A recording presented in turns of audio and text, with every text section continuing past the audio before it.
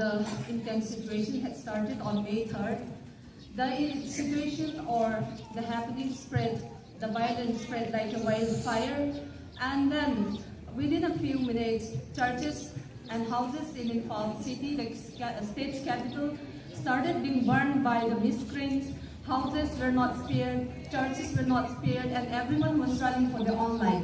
And when the Imphal capital city was laying in such a fire, why was the Chief Minister of Manipur sitting as a mute spectator who was there at a stone throw distance from the incident where it was from where the incident was happening?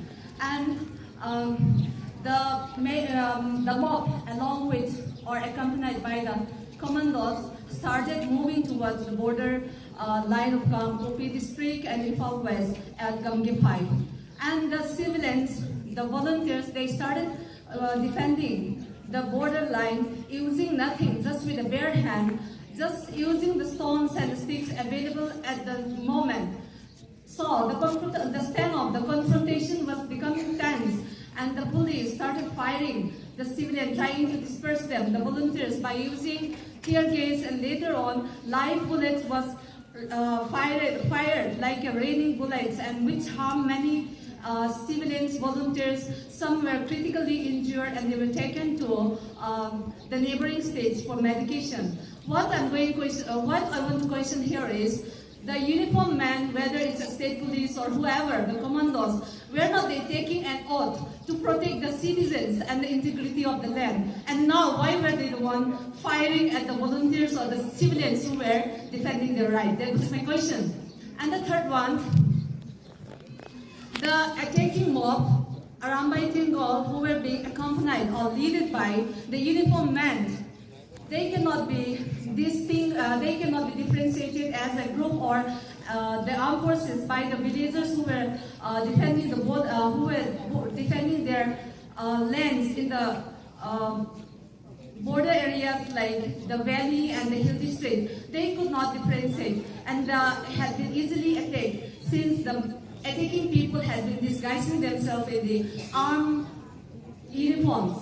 And now I'm questioning here is, they had been taking their oath to defend the citizens and the land with the uniform they are wearing. Why they are giving that uniform to attack its own citizens? That was my question. And the third one, many people had been running for their lives to the nearby relief centers, and even the surrounding hills nearby the relief centers had been burned down by the miscreants, so that people who are trying to flee the situation or hiding in the jungle to protect their life could be killed in that wildfire. And that is what's happening in the state capital. And next, the grievances of the tribals had not been reaching the national media for a very long time, since we are being barred from using internet by banning the mobile internet services and even the broadband services, while the people in the valley had been taking this as an advantage, using the internet, spreading lies, and then spreading all the blames on the tribals for all of their doings.